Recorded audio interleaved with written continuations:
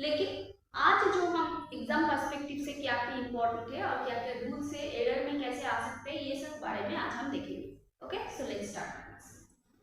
तो कंजंक्शन क्या है, देखो कंजंक्शन के बारे में अगर हम पहले सोचते हैं तो हमारा दिमाग में सबसे पहले यही आता है कि conjunction is nothing but a joining word, right. So conjunction is a word that connects two और मोर वर्ड्स, टू और मोर क्लॉज और टू और more sentences, right. So conjunction is nothing but a joining word, clear. जैसे and को हम बोलेंगे but or so neither nor इधर और एक्सेट्रा, इसको हम बोलेंगे कंजंक्शन, राइट। क्योंकि अगर हम बोलते हैं कि he is poor but honest, तो देखो he is poor full stop अगर दे और he is honest full stop दे तो दो सेंटेंस हो गया, दो सेंटेंस को ज्वाइन कर रहा है क्या, but ज्वाइन कर रहा है, सो but हो गया हमारा कंजंक्शन या फिर कनेक्टिंग वर्ड, राइट। जैसे देखो Riddhi and Siddhi have come, मतलब रिद्धि और सिद्धि हैव कम, इसको अगर हम तोड़ के लिखे तो कैसे लिखेंगे, Riddhi has come, Siddhi has come. So अगर इसको ज्वाइन कर रहे हैं एंड से तो एंड को हम बोलेंगे कंजंक्शन, क्योंकि ये ज्वाइन कर रहा है दो सेंटेंस को। Clear everybody. अगर कंजंक्शन के टाइप के बारे में हम बोले तो type there are 4 types of conjunction. जैसे देखो coordinating conjunction, subordinating conjunction, correlative conjunction and conjunctive adverbs, ये 4 पार्ट है, 4 टाइप है और एक एक टाइप करके हम देखेंगे। ओके, चलो लेट्स स्टार्ट। सो फर्स्ट है कोऑर्डिनेटिंग कंजंक्शन। कोऑर्डिनेट मतलब क्या है, मतलब ये है कोऑर्डिनेट करना, मतलब इक्वली हम जैसे देते हैं वैसे तुम भी दे रहे हो, सो इसको हम बोलेंगे कोऑर्डिनेट, राइट। सो कोऑर्डिनेटिंग मतलब इक्वल इन रैंक्स, मतलब कोऑर्डिनेटिंग कंजंक्शन हम कैसे पहचानेंगे कि ये हमारा कोऑर्डिनेटिंग कंजंक्शन है, तो कोऑर्डिनेटिंग कंजंक्शन जॉइंस एड और एड टू और more equally ranked words. Equally ranked word मतलब क्या है, मतलब एडवर्ब और एडवर्ब को ज्वाइन करेगा, नाउन और नाउन को ज्वाइन करेगा, एडजेक्टिव और एडजेक्टिव, मतलब दो एडजेक्टिव, दो नाउन, दो एडवर्ब, इसको अगर ज्वाइन कर रहा है तो इसको हम बोलेंगे कोऑर्डिनेटिंग कंजंक्शन। Clear everybody. चलो एग्जांपल में आते हैं and but or so nevertheless not only either or neither nor therefore only then, इसको हम बोलेंगे कोऑर्डिनेटिंग कंजंक्शन, ठीक है। जैसे एग्जांपल देखो, बोल रहा है कि he came to meet me but I was not at home, तो देखो आई मी क्या है और आई क्या है, मी है एक प्रोनाउन, आई भी है एक प्रोनाउन, सो दो प्रोनाउन को ज्वाइन कर रहा है क्या, बट, तो बट को हम बोलेंगे coordinating conjunction. So not necessary कि ये सभी वर्ड्स हैं जिसको हम कोऑर्डिनेटिंग कंजंक्शन बोलेंगे, ये नेसेसरी पार्ट नहीं है, लेकिन नेसेसरी क्या है हम देखेंगे, अगर दो प्रोनाउन को ज्वाइन कर रहा है, दो एडजेक्टिव को ज्वाइन कर रहा है, दो वर्ब को ज्वाइन कर रहा है, दो एडवर्ब को ज्वाइन कर रहा है, तो जो ज्वाइनिंग वर्ड है उसको हम बोलेंगे कि ये हो गया हमारा कोऑर्डिनेटिंग कंजंक्शन। Clear everybody.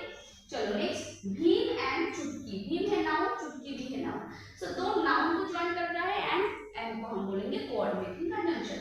जैसे यू एंड आई, यू है प्रोनाउन, आई है प्रोनाउन, दो को ज्वाइन कर रहा है एंड, इसको भी हम बोलेंगे coordinating conjunction. My family is poor but honest, देखो पुअर क्या है, एडजेक्टिव है, ऑनेस्ट क्या है, ये भी एक एडजेक्टिव है, तो दो एडजेक्टिव को क्या ज्वाइन कर रहा है, बट ज्वाइन कर रहा है, तो बट को भी हम बोलेंगे कोऑर्डिनेटिंग कंजंक्शन।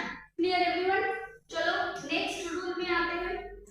अगर ये जो कोऑर्डिनेटिंग कंजंक्शन है ना, तो ये कोऑर्डिनेटिंग कंजंक्शन का भी और 4 पार्ट है, तो ये 4 पार्ट क्या क्या है हम देख लेते हैं। एक है क्यूम्युलेटिव और copulative conjunction. Cumulative conjunction, adversative conjunction, alternative conjunction and relative conjunction. Okay, so इसको हम कैसे याद रखें, देखो क्यूम्युलेटिव मतलब ideas run in the same direction, मतलब दोनों ही अगर है तो दोनों ही पॉजिटिव सेंस होगा, दोनों सेंटेंस हुए तो दोनों सेंटेंस से नेगेटिव सेंस होगा, राइट। सो इसको हम बोलेंगे cumulative conjunction. So ideas run in the same direction, ठीक है।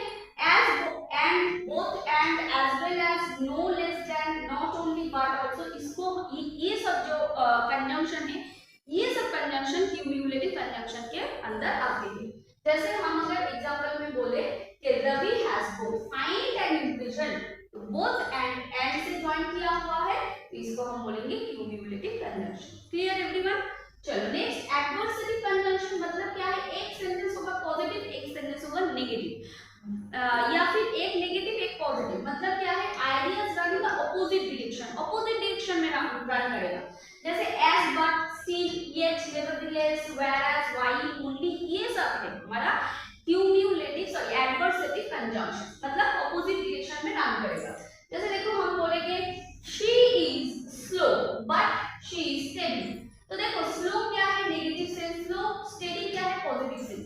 तो एक सेंटेंस नेगेटिव, एक सेंटेंस पॉजिटिव, तो इसको हम बोलेंगे कि ये है एडवर्सेटिव कंजंक्शन, राइट। नेक्स्ट आते हैं that is alternative. Alternative you know, alternative मतलब क्या है, अगर ये या फिर ये, ठीक है, तो ये ना तो ये, ठीक है, तो इसको हम बोलेंगे alternate, the ideas goes alternate with each other is called alternative conjunction.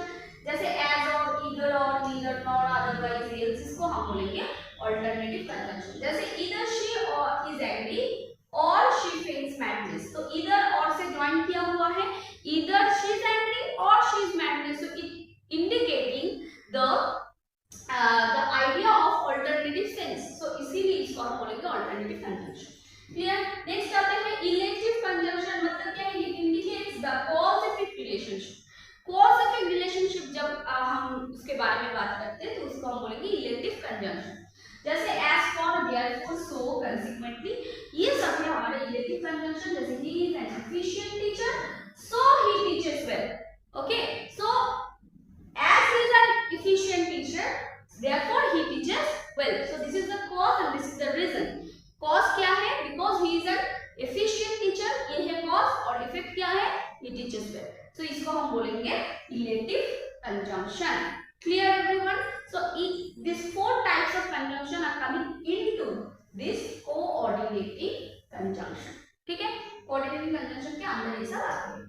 चलो नेक्स्ट आते हैं, नेक्स्ट जो टाइप है इसको हम बोलेंगे सबऑर्डिनेटिंग कंजंक्शन। तो सबऑर्डिनेटिंग कंजंक्शन के बारे में अगर हम बोलते हैं तो हमारा सबऑर्डिनेटिंग क्लॉज के बारे में पता होना चाहिए। तो सबऑर्डिनेटिंग क्लॉज क्या है, हमने पढ़े थे क्लास में कि मेन क्लॉज है और एक है सब क्लॉज। जो मेन क्लॉज है वो हम कैसे पहचानेंगे, मेन क्लॉज के अंदर एक सब्जेक्ट होगा, एक वर्ब होगा, और सब क्लॉज के अंदर भी एक सब्जेक्ट और एक वर्ब होगा।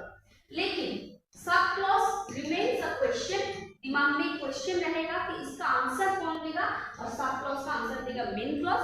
लेकिन अगर मेन क्लॉज के अंदर हम फुल स्टॉप दे दे तो इसके बारे में हमारा फुल टोटल एक आइडिया क्लियर होता है, there doesn't remain any question, तो इसको हम बोलेंगे main clause, clear. So main clause doesn't depend on the sub clause but sub clause depends on this main clause, right. और सब क्लॉज को हम डिपेंडेबल क्लॉज भी बोलते हैं और मेन क्लॉज को हम प्रिंसिपल या फिर इंडिपेंडेंट क्लॉज भी बोलते हैं, क्लियर। चलो तो अब क्या बोल रहे हैं, सबऑर्डिनेटिंग कंजंक्शन जॉइंस टू और मोर क्लॉजेस, दो या फिर उसके ज्यादा क्लॉज को ज्वाइन करते हैं और which depends on it's full meaning. किस कैसे कैसे ज्वाइन कर सकते हैं, एज, बिकॉज़, सिंस, इफ, दो, although, that, before, after, until, as long as, when, where, why, ये सब है हमारा सबऑर्डिनेटिंग कंजंक्शन, ठीक है। जैसे हम बोलते हैं since I was busy I could not call you up, देखो दो सेंटेंस दिया हुआ है, एक सेंटेंस में I सब्जेक्ट है, इधर भी I सब्जेक्ट है, was है पार्ट, इधर भी could not call, ये भी है पार्ट, राइट। सो एक sentence depend on the other sentence, right.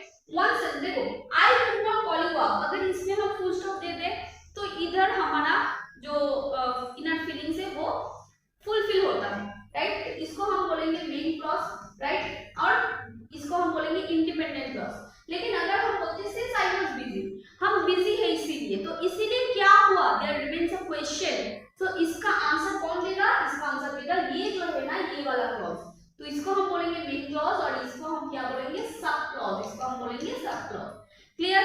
और ये जो सबऑर्डिनेटिंग क्लॉज है और सबऑर्डिनेटिंग क्लॉज अगर स्टार्ट किससे होता है, सबऑर्डिनेटिंग क्लॉज स्टार्ट ही होता है सबऑर्डिनेटिंग कंजंक्शन से, सो इसीलिए ये जो सिंस है इसको हम बोलेंगे subordinating conjunction, clear everybody, I think. चलो नेक्स्ट रूल में नेक्स्ट जो एग्जांपल है देखते हैं, if it rains I shall not go out, देखो I shall not go out there doesn't remain any question, so this is a main clause, but if I say if it rains तो क्या होगा, there remains a question, right, तो इसको हम बोलेंगे subordinating clause, right. और ये जो सबऑर्डिनेटिंग क्लॉज स्टार्ट होता है जो word say that is if, इसको हम बोलेंगे subordinating conjunction. Everybody done? Next. He doesn't know where I live. So he doesn't know where I live. Where I live. There remains a question. तो इसको हम बोलेंगे subordinating clause, and जो word से start हो रहा है इसको हम बोलेंगे subordinating conjunction.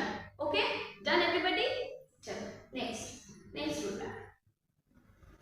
तो कुछ नोट करना है. नोट क्या करना है? देखो बोल रहे हैं अगर कोई सेंटेंस सबऑर्डिनेटिंग क्लॉज से स्टार्ट हो रहा है तो जो वर्ड हमारा पहले यूज होगा उसको हम बोलेंगे क्या? Subordinating conjunction.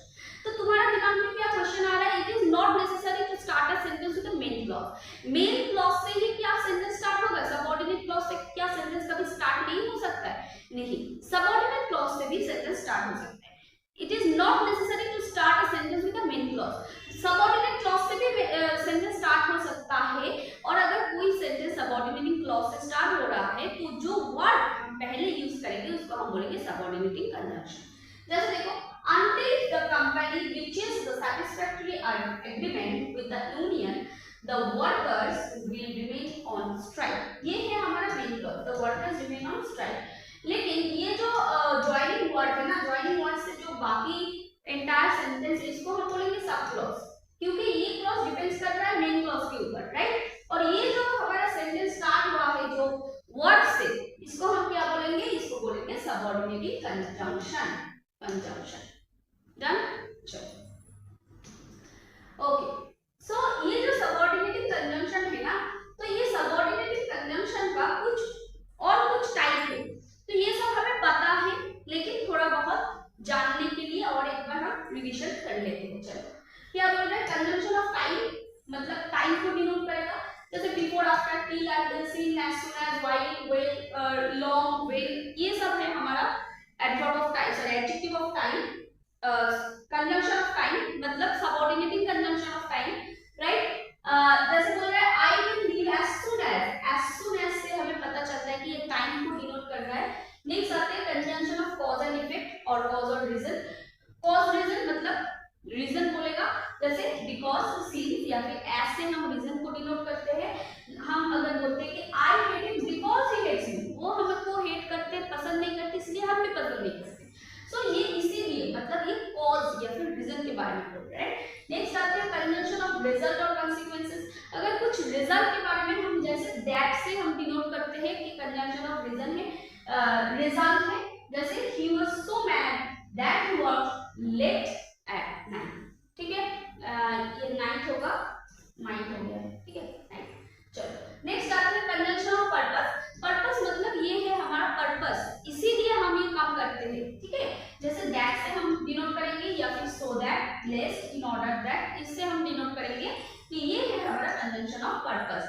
जैसे अगर हम बोलते हैं कि she work hard so that she might succeed, so ये हार्ड वर्क कर रहा है क्योंकि ये सक्सीड करेगा, इसीलिए. सो इसका पर्पस ही है इसका सक्सेस होना, राइट?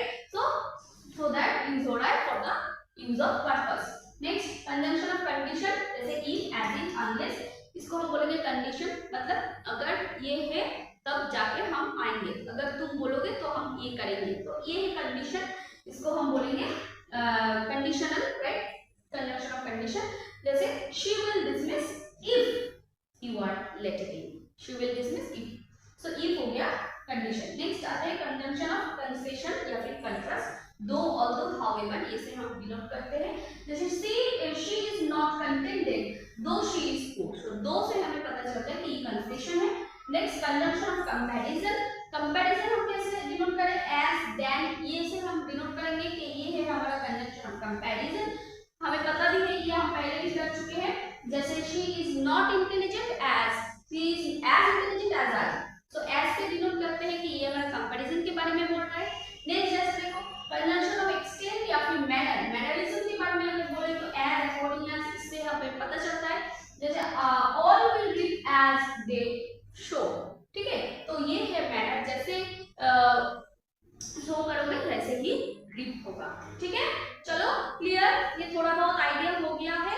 सो कुछ कंजंक्शन है जो देख के हमें पता चलता है कि ये कौन से टाइप के अंदर आते हैं. Okay, done. चलो नेक्स्ट वन. नेक्स्ट जो टाइप है that is your correlative conjunction. So correlative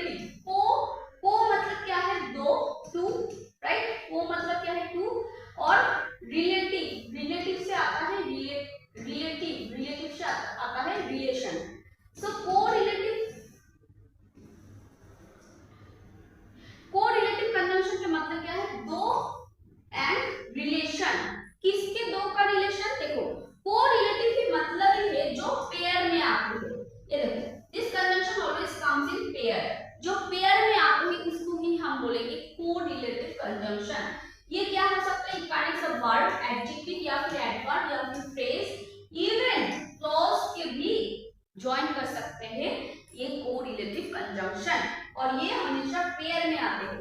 okay, understood? Commas are generally not used in this conjunction, ये कंजंक्शन में कभी कॉमा नहीं यूज होगा, राइट?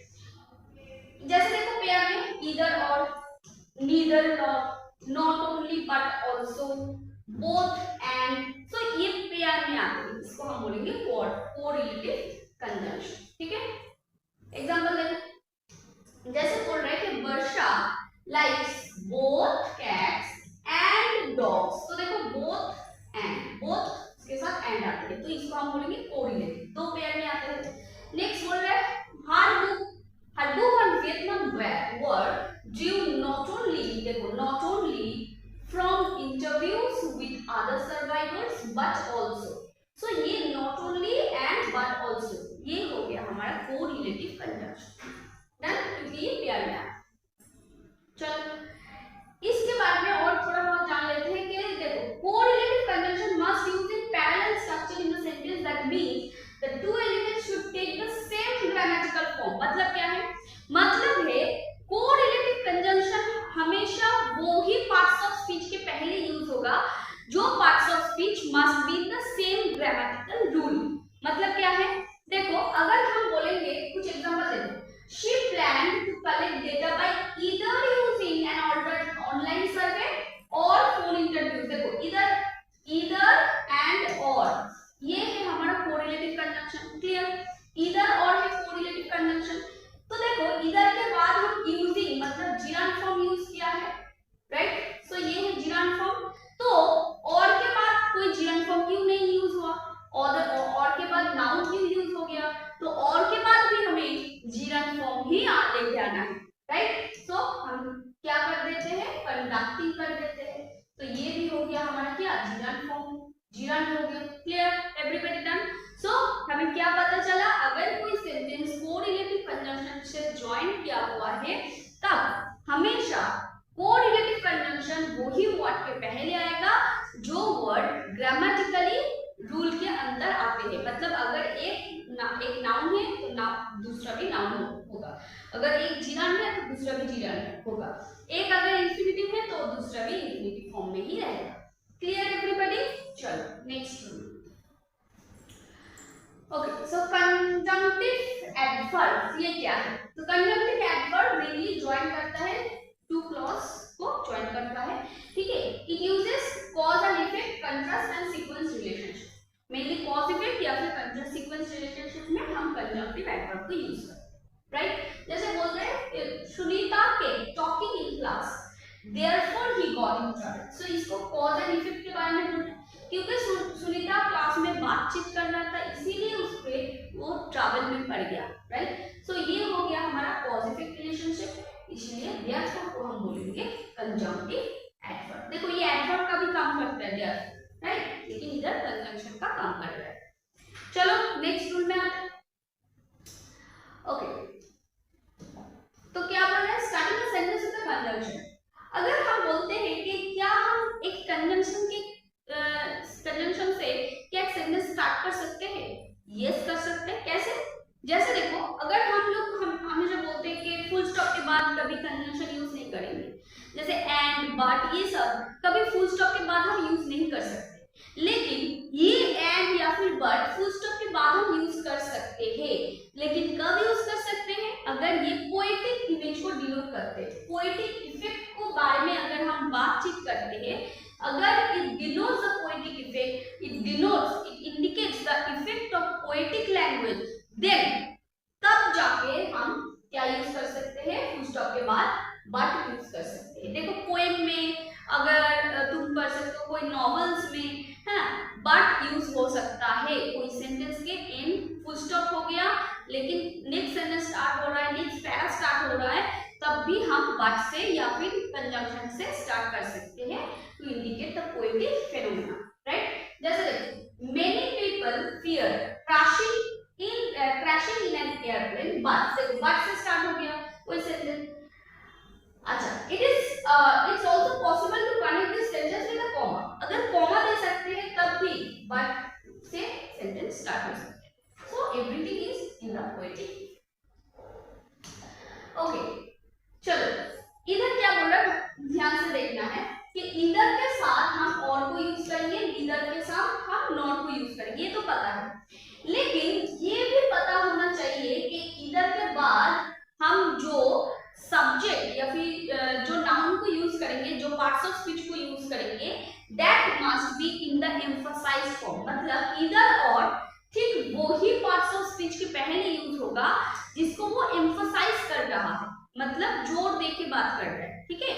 जैसे देखो either he or his friends are attending the party, मतलब या तो वो या फिर उसके फ्रेंड, तो एम्फसाइज किसके ऊपर कर रहा है, he and his friend के ऊपर, इसीलिए either के पहले ही और के पहले सॉरी his friend के पहले और हो गया है, क्लियर।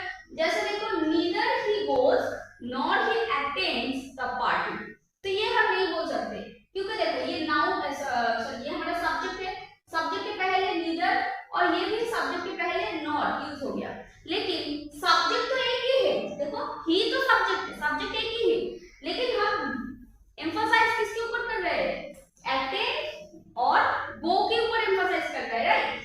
तब हम जाके बोलेंगे कि he neither goes nor attends, so goes के ऊपर एम्फसाइज हो रहा है, attends के ऊपर एम्फसाइज हो रहा है, इसीलिए nor and either उसके पहले हम यूज करेंगे, क्लियर। सो हमें क्या पता चला, neither nor either or not only but also हम तभी यूज करेंगे कि अगर वो वर्ड को एम्फसाइज कर रहा है, अगर कोई वर्ड को एम्फसाइज कर रहा है उसके पहले ही हम इसको यूज करेंगे।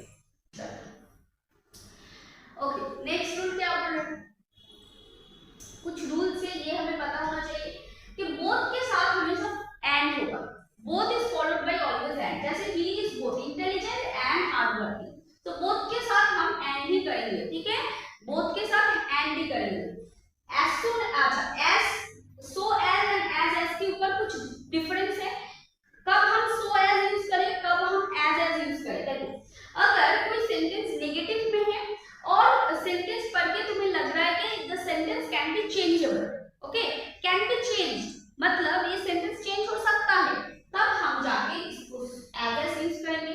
लेकिन अगर कोई सेंटेंस पढ़ के तुम्हें लग रहा है कि नहीं ये सेंटेंस कभी चेंज नहीं हो सकता, दिस इज अनचेंजेबल, तब हम सो एज कर देंगे, मतलब फर्स्ट जो एज है वो हम सो कर देंगे।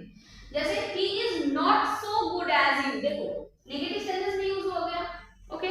सो नेगेटिव सेंटेंस में so good as you अगर हम बोले तो ये पता चलता है कि ये मतलब he is not so good as you, मतलब उसके जैसे वो गुड नहीं है, लेकिन ये तो हमारा कभी अनचेंजेबल तो नहीं है, चेंज हो सकता है, वो भी पढ़ाई सारे करके उसके जैसे हो सकता है या फिर उसके बेहतर हो सकता है, right. So it is changeable sentence, तो अगर चेंजेबल सेंटेंस है तब हम एज को यूज करेंगे, तो सो एज नहीं होगा, तो हम बोलते हैं अगर एज देते हैं ये भी करेक्ट है, लेकिन नॉट को रहकर भी हमें एज देना है तो ये भी करेक्ट है, क्लियर। नेक्स्ट आते हैं no other river is so holy as Ganga, तो देखो इधर नो अदर मतलब नेगेटिव सेंटेंस है, लेकिन सो यूज हुआ क्योंकि ये सेंटेंस एक यूनिवर्सल ट्रूथ है and this can not be changeable, right. So it is an unchangeable sentence, unchangeable sentence Ganga always holy river ही कहलाता है, राइट। सो इसीलिए फर्स्ट एज क्या हो गया, सो हो गया। Done, everybody clear I think. चलो नेक्स्ट रूल में आते हैं, नेक्स्ट रूल में क्या बोल रहा है, अगर कोई सेंटेंस दो से स्टार्ट है तो उसके जो कंटिन्यूएशन में कॉमा रहेगा, कॉमा हो जाएगा, और अगर ऑल्दो से स्टार्ट होता है तो येट हो जाएगा, क्लियर। जैसे देखो दो ही वर्क हार्ड येट नहीं होगा, क्या होगा, कॉमा होगा। Though although this books are costly yet the students buy them, so although है तो इसीलिए येट हो गया, क्लियर एवरीबॉडी। चलो नेक्स्ट रूल में आते हैं lest, it is very important rule. देखो lest is followed by should and इसके बाद मेन वर्ड का फर्स्ट फॉर्म। देखो शुड को हम क्या बोलेंगे, इसको हम बोलेंगे modal word, right. Modal word बोलेंगे shall, should, will, would, can, could, ये सब मॉडल वर्ड है, और हमें पता है all the model word carries main word first form along with it, right।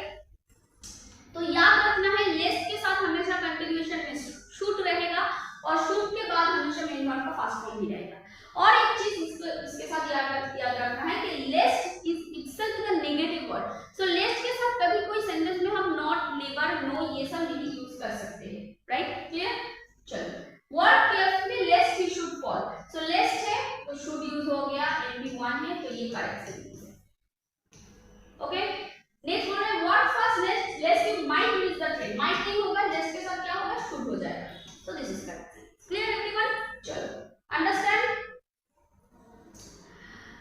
Okay okay, देखो नो सुनर के कंटिन्यूएशन में हम देन करेंगे, हार्डली, स्केर्सली, बेयरली इसके कंटिन्यूएशन में हम व्हेन, बिफोर या फिर व्हेन बिफोर, ये व्हेन या फिर बिफोर करेंगे। ठीक है, हार्डली, स्केर्सली, बेयरली इसके कंटिन्यूएशन में व्हेन या फिर बिफोर करेंगे, नो सुनर के कंटिन्यूएशन में देन करेंगे। जैसे देखिए नो सुनर कुछ देखना नहीं है क्योंकि हमें टाइम मैनेज करना है, राइट? और इंग्लिश इज सब्जेक्ट जो आपको टाइम मैनेज करना सिखाएगा, तो क्योंकि और भी सब्जेक्ट्स है एग्जाम में, वो भी करना है, राइट?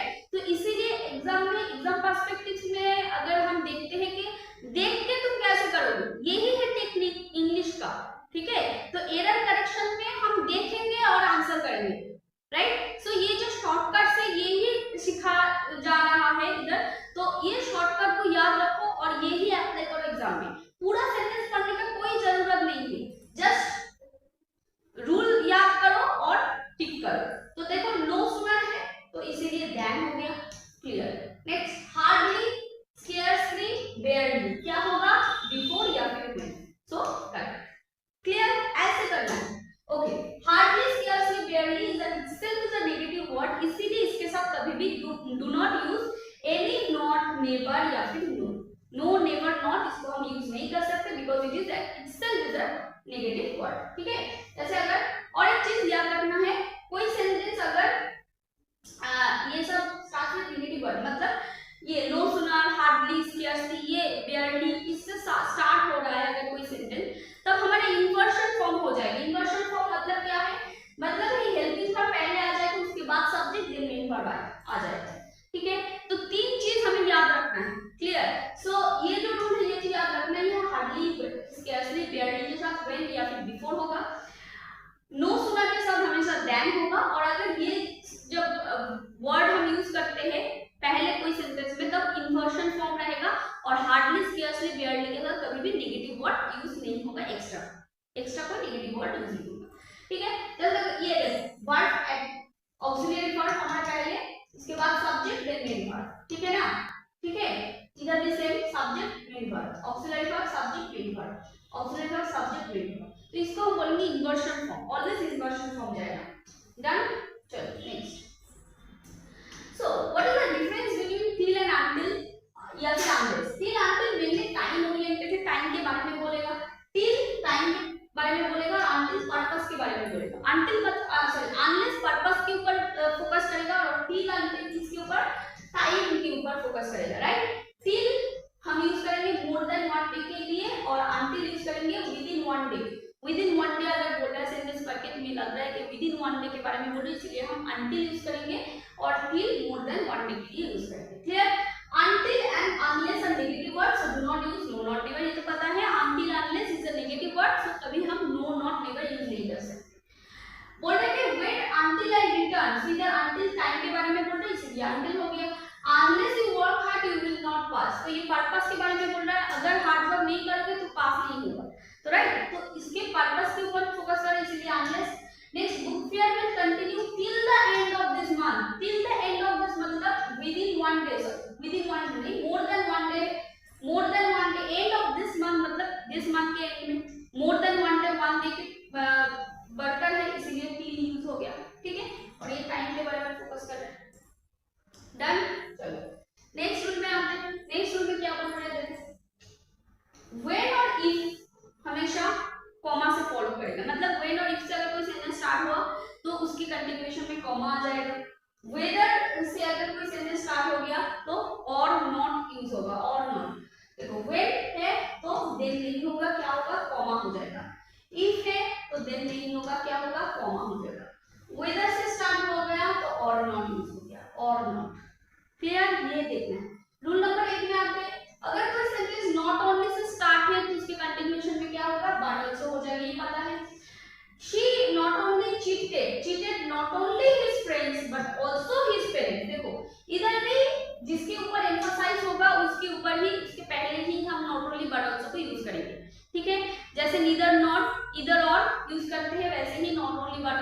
भी हम जिसके जो पार्ट्स ऑफ स्पीच के ऊपर फोकस कर रहे हैं या फिर एम्फसाइज कर रहे हैं इसके पहले ही हम नॉट ओनली या फिर बट ऑल्सो के ऊपर यूज करेंगे, ठीक है।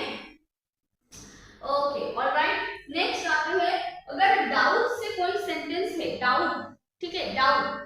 तो देखो अगर कोई सेंटेंस एफर्मेटिव सेंस में है, एफर्मेटिव सेंटेंस मतलब क्या है, एफर्मेटिव मतलब है सेंटेंस यस नो यस, मतलब कोई there doesn't repeat the question and this is not a negative sentence, right, इसका हम एफर्मेटिव बोलते हैं। तो एफर्मेटिव सेंटेंस में अगर डाउट ये वर्ड आपको देखने को मिलता है तो डाउट के साथ हम इफ यूज करेंगे, अगर डाउटफुल है तो इसके साथ हम वेदर यूज करेंगे, डाउट के साथ इफ, डाउटफुल के साथ वेदर, राइट। अगर कोई सेंटेंस नेगेटिव या फिर इंटरोगेटिव में है तो डाउट या फिर डाउटफुल के साथ हम ऑलवेज दैट को यूज करते हैं, डाउट या फिर डाउटफुल के साथ दैट को यूज करते हैं, रिमेंबर करना है, ये वेरी इंपॉर्टेंट है। ओके सो देखो डाउट है तो हम इफ यूज नहीं करेंगे, हाँ इफ यूज करेंगे, डाउट के साथ इफ यूज करेंगे, देखो क्योंकि ये है हमारा एफर्मेटिव सेंटेंस, मतलब फुल स्टॉप के अंदर आता है सेंटेंस, एंड डू नॉट ये नेगेटिव वाला सेंटेंस है और डाउट से डाउट वर्ड यूज हो गया तो इसलिए हम कंटिन्यूएशन में क्या करेंगे, दैट करेंगे। तो नेगेटिव सेंटेंस में डाउट या फिर डाउटफुल के साथ दैट आएगा, इंटरोगेटिव में डाउट या फिर डाउटफुल के साथ दैट आएगा, लेकिन एफर्मेटिव में डाउट के साथ इफ आएगा, डाउटफुल के साथ वेदर आ जाएगा। क्लियर एवरीबॉडी, चलो नेक्स्ट वन। ओके सो देखो शेल्डम, शेल्डम के बाद अगर और है तब हम नेवर करेंगे, शेल्डम के बाद अगर इफ है तब हम एवर करेंगे, शेल्डम और नेवर, शेल्डम इफ एवर। तो कैसे याद रखो, देखो इफ में एक छोटा हम हिंट देते हैं, इफ में आई आते हैं, आई इफ, और प्रोनाउंसिएशन कैसे आते हैं, ई, सो ई आते हैं, ई, सो ई से याद रखो ever. Okay so this is the short trick बोल सकते हो याद रखने के लिए। चलो नेक्स्ट वन एग्जांपल देख लेते हैं। The national network seldom, seldom है और के साथ नेवर आएगा, इफ है तो ever, if E ever. Okay okay rather के साथ देन, अदर के साथ देन। अगर कोई सेंटेंस में रैदर या फिर अदर है तो उसके कंटिन्यूएशन में हम देन करते हैं। देखो he has no other, other है कंटिन्यूएशन में देन हो गया, right. He would rather buy, rather है कंटिन्यूएशन में देन हो गया, क्लियर। चलो next one. Okay so next one में बोल रहा है कि between is followed by and. कोई सेंटेंस में बिटवीन है तो उसके कंटिन्यूएशन में एंड करो, अगर कोई सेंटेंस फ्रॉम से है तो कंटिन्यूएशन में टू करो। बिटवीन के साथ हमेशा टू होता है और सुनने को अच्छा भी लगता है, लेकिन ये गलत है। बिटवीन के साथ हम एंड करेंगे और फ्रॉम के साथ टू करेंगे, ठीक है। जैसे देखो he you will have to choose between good and bad, between के साथ and. He keeps singing from morning to evening, morning to evening, morning और टू, फ्रॉम और टू। नीदर ऑफ मतलब है नन ऑफ द टू, मतलब अगर हम बोलते हैं कि none of the students have come, none of the students have come मतलब none of, अगर none of के बारे में हम बोलते हैं कि none of the students, so students हो गया more than 2, राइट। हमें पता नहीं कितना है तो 2 के ज्यादा ही होगा, राइट। तो none of यूज होगा किसके लिए, more than 2 person या फिर more than 2 things के लिए हम none of को यूज करेंगे। लेकिन अगर 2 चीज के बारे में बोल रहा है, 2 पर्सन के बारे में बोल रहा है, तो दोनों में से कोई भी नहीं, तब होगा हमारा नीदर ऑफ, क्लियर। अगर दोनों में से दोनों ही होगा तब हो जाएगा ईदर ऑफ, और अगर सभी में से कोई भी नहीं तब होगा नन ऑफ, अगर सभी में से सब कोई सभी में से सभी तब होगा वन ऑफ, क्लियर। सो अगर सिंगुलर दो पर्सन के बारे में बोल रहा है तो पॉजिटिव सेंस है तो इसीलिए ईदर ऑफ होगा, 2 पर्सन के बारे में बोल रहा है नेगेटिव सेंस है नीदर ऑफ होगा, मोर देन 2 पर्सन के बारे में बोल रहा है पॉजिटिव सेंस है वन ऑफ होगा, मोर देन 2 पर्सन के बोल रहा है नेगेटिव सेंस है तो नन ऑफ होगा, क्लियर एवरीबॉडी। चलो नन ऑफ हिज फ्रेंड्स, तो हिज फ्रेंड्स पता है कि बहुत सारा है, 2 के ज्यादा ही होगा इसीलिए नन ऑफ यूज हो गया। चलो next one of the students, one of the students, देखो द स्टूडेंट्स क्या है, द स्टूडेंट्स है बहुत सारा इसलिए वन, मोर देन 2 है इसलिए वन। Okay done. ओके कुछ थोड़ा बहुत नोट कर लो कि हम हाँ प्रीपोजिशन में भी यूज कर सकते हैं, उसको हम कंजंक्शन में भी यूज कर सकते हैं। जैसे प्रीपोजिशन में हम आफ्टर टू यूज करेंगे और कंजंक्शन में भी हम आफ्टर टू यूज कर सकते हैं। कैसे यूज करो? प्रीपोजिशन मतलब पोजीशन के बारे में बोलेगा, लोकेशन के बारे में बोलेगा, तब होगा प्रीपोजिशन। लेकिन ये दो सेंटेंस को ज्वाइन नहीं करेगा। अगर दो सेंटेंस या फिर दो क्लॉज को ज्वाइन करता है तो उसको हम बोलेंगे conjunction. Clear? So not necessary कुछ वर्ड है जिसको हम प्रीपोजिशन ही बोलेंगे, ये नेसेसरी नहीं है, ये कभी कभी कंजंक्शन के तरह भी ट्रीट कर सकते हैं। जैसे देखो we wait home after Sohan come to office. देखो टू सेंटेंस, तो there are two sentence and two sentence को ज्वाइन क्या कर रहा है? आफ्टर ज्वाइन कर रहा है, राइट? सो आफ्टर को हम बोलेंगे ये है कंजंक्शन। नेक्स्ट देखो we wait home after sunrise. After sunrise ये टाइमिंग के बारे में बोल रहा है, तो ये हो गया हमारा प्रीपोजिशन, राइट? कंजंक्शन के ऊपर देखो दो सेंटेंस है, कनेक्ट कर रहा है, इसीलिए फॉर को हम कंजंक्शन बोलेंगे। लेकिन फॉर ही मतलब ये प्रीपोजिशन पोजीशन के बारे में बोल रहा है, तो इसीलिए फॉर को हम प्रीपोजिशन के बारे में प्रीपोजिशन कंडक्ट करेंगे, राइट? नेक्स्ट बोल रहा है, जैसे देखो कुछ एक्सप्रेशन कंपाउंड है, जैसे in order that, on condition that, even if, so that, provided that, as though, as well as if, ठीक है? This can be used as conjunction. इसको हम हमेशा कंजंक्शन की तरह ही ट्रीट करेंगे। जैसे he as well as his friends, is, देखो इज होगा क्योंकि एज वेल एज से अगर ज्वाइन किया हुआ है तो वर्ड क्या होगा? फर्स्ट सेंटेंस को कनेक्ट करेगा। एज वेल एज से अगर कोई सेंटेंस दो सब्जेक्ट को ज्वाइन किया हुआ है तो वर्ड हमेशा क्या होगा? According to our first subject होगा। सो ही है फर्स्ट सब्जेक्ट, इसीलिए इज हो गया। क्लियर? सो ये हो गया टोटल हमारा complete of conjunction. Conjunction complete हो गया। कंजंक्शन जो आज हम पढ़े इसके ऊपर कुछ टास्क है, चलो लेट्स स्टार्ट। ये भी कर लेते हैं, हम भी करेंगे, आप भी करो। तो देखो फर्स्ट क्वेश्चन क्या है? He she is either intelligent nor honest. देखो ईदर के साथ हमेशा और आते हैं, लेकिन इधर नॉट है तो ये गलत है, ये और हो जाएगा, सी पार्ट में। नेक्स्ट, ईदर यू और your principal was present in the school. Either के साथ तो और होता है, तो इधर के साथ और है। यू है, यू के ऊपर फोकस कर रहा है और योर प्रिंसिपल के ऊपर फोकस कर रहा है, दोनों ही नाउन में, सो ये हो गया हमारा रूरल। नेक्स्ट आते हैं when she was selected for the post. Then, when से अगर कोई सेंटेंस स्टार्ट होता है तो देन नहीं होगा, क्या होगा? कॉमा हो जाएगा, राइट? सी पार्ट में है। Next, Rohan has no other option but to. Other के साथ हम कभी भी बट नहीं करते, क्या करते हैं? देन करते हैं, तो देन हो जाएगा, सी पार्ट में है। Next, Varun is both tall और ऑनेस्ट और हेल्दी। बोथ के साथ हम कभी और नहीं करते, क्या करते हैं? एंड करते हैं, एंड, तो एंड हो जाएगा। नेक्स्ट, ऑल्दो के साथ येट होता है, हमें पता है, लेकिन येट कभी भी नहीं है इधर, तो इधर हम येट को यूज करो शी के पहले, तो ये भी हो गया। नेक्स्ट हो गया कि Rohan not only visited Delhi but also Jaipur. देखो बट आल्सो के बाद जयपुर, जयपुर के ऊपर फोकस कर रहा है, तो ये है नाउन, नाउन के ऊपर फोकस कर रहा है, लेकिन इधर नॉट ओनली के बाद ये वर्ब यूज हो गया। वर्ब तो नहीं होगा, क्या होगा? दिल्ली होगा, नाउन है, नाउन के ऊपर फोकस करेगा, राइट? तो विजिटेड को इधर तो नॉट ओनली को इधर यूज करो, तो क्या होगा? Rohan visited not only Delhi but also Jaipur. Done? A part में। Next, what first lest you might miss the train. Lest use है तो इसलिए माइट तो नहीं होगा, लेस्ट के साथ क्या होगा? क्या होगा? शुड हो जाएगा, शुड हो जाएगा। Okay, done. Next, Sheldon if है, इफ हमने अभी पढ़े, इफ क्या बोले थे? इफ ई प्रोनाउंसिएशन ई हो रहा है, इसीलिए एवर नहीं, नेवर नहीं होगा, क्या हो जाएगा? ओनली एवर हो जाएगा, ever, if ever. Done? Next, he is not only doubtful whether, not है नेगेटिव सेंटेंस, डाउटफुल यूज हो गया तो whether नहीं होगा, क्या होगा? that हो जाएगा, right? Done? Clear everybody? I think everybody clear, इसके आंसर भी किया हुआ है। तो आज का सेशन इतना तक ही था। आज हम पूरा कंजंक्शन के बारे में देखे। नेक्स्ट क्लास में आते हैं और नेक्स्ट क्लास में कुछ और कोई टॉपिक से हम स्टार्ट करेंगे। Till then, thank you.